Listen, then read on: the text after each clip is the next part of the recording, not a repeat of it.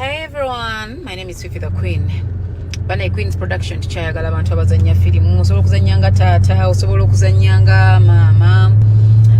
osobola okuzanyanga ki. Jangu tuzanye firimu. Genda kuba ku namba esimu 07 mujje tuzanye movies. Twagala abantu abalina okwagala kwa movies banaye. Mujje twenyumirire nga bwe tuzanyo. So far thank you for choosing us, thank you for loving us, and for the fans, thank you so much for supporting us. This is Fifi the Queen for you. Eranga abadde ayita abantu okubeera nti beegatta ku kibiina kye era nga good father weyawulidde ebigambo ebya Fifi the Queen ng'ayita ku mukutu gwa Facebook ng'ayita abantu ebule n'ebweya baveeyo bajja beegatte ku kibiina kye babeere nga bazannya movie. So ebyagudde mu matu ga good father n'avaayo n'abanga amulabula era nga kuno okulabula yatandise agamba nti Fifi the hell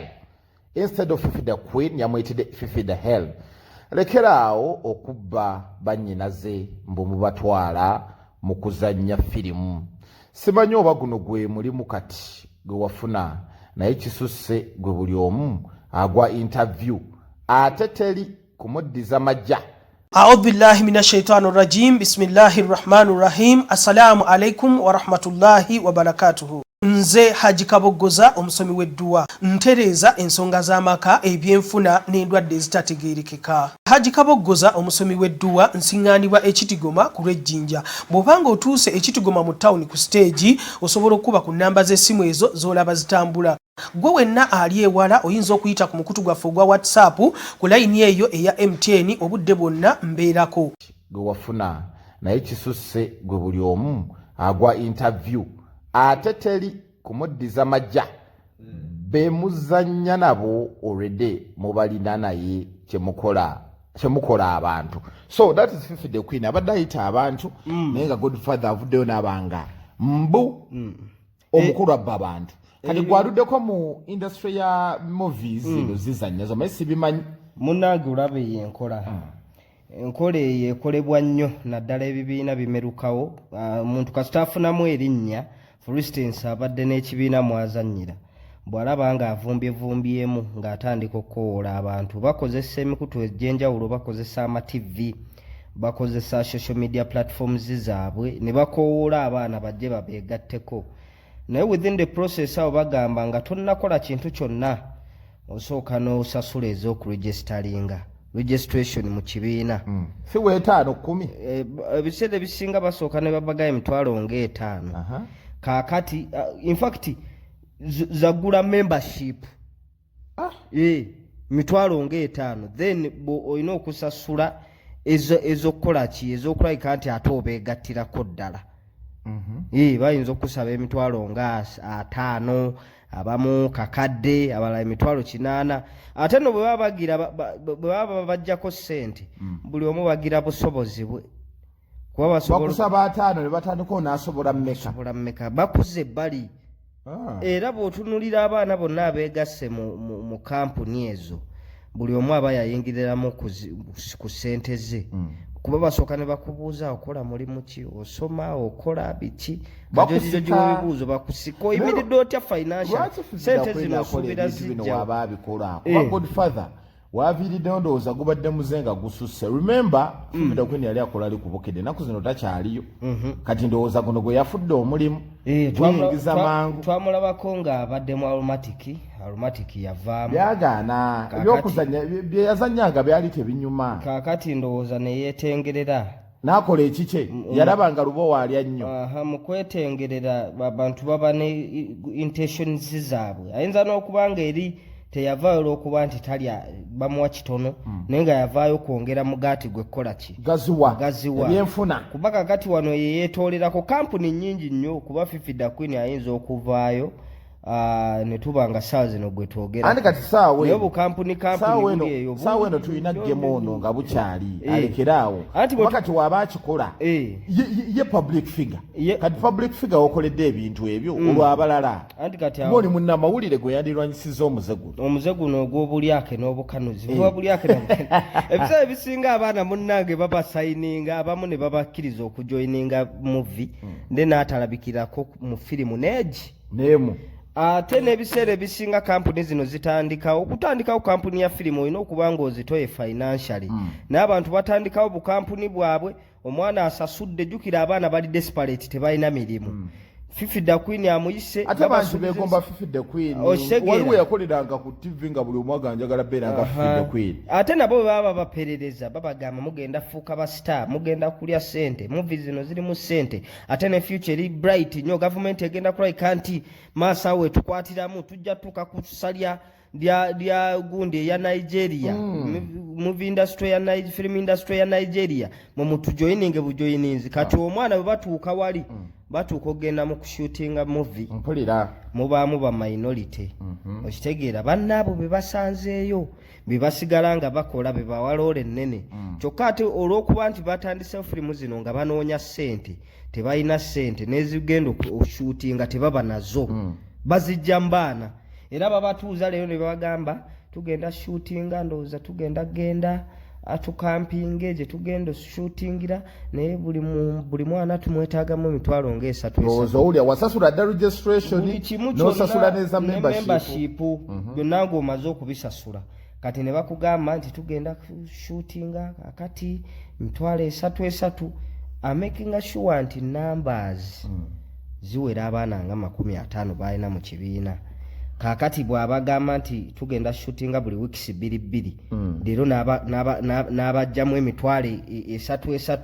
egigenda mu kushootinga ku baana 5 abakuŋŋaanyiza ssente mmeka omanyi ssente ezo okitegeera ssente ziba mpitirivu kati abaana 10 emitwalo 3 abajjewo akamu ekitundu kati awogattagatta kaba kamu kitundu mu weeks 2 then abagamba katugenda kuddamu tushootinge twetaaga gundi nga ziwesini nga ziwerawerako kitegeeza mu weeks 2 ogwo omwezi aba akoze miliyoni 3 owulira nga zigudde wali ziri wali aba n'omuntu owa kamera buli we bagenda okushootinga owa kamera amuwa emitwalo 2 asigaza akamwasa yagenda bikwata yagenda bitemaatema kati okulya babikola batya irendako yakwata yatematema yakwata yatema bino by'abazungu production okubeerako abantu 5 tebiriwo wanabikwata yabitemaatema n'abikuwa ate kaputesi kutayimulayo ekinene ennyo bamuwa emitwalo 25 ku 3 ne Fifi da Queen waki atuuka ku ssalino kuba Godfather sesuubira okuva out of the blue nayagala kuba Fifi da Queen n'ez'okulya bwe batuuka eri n'abaga kati tukoze tutya kuba nze bino ebintu mbibaddemu tukoze tutya tubeere nga tugenda kuliira wamu oba buli muntu aneeriisa yekka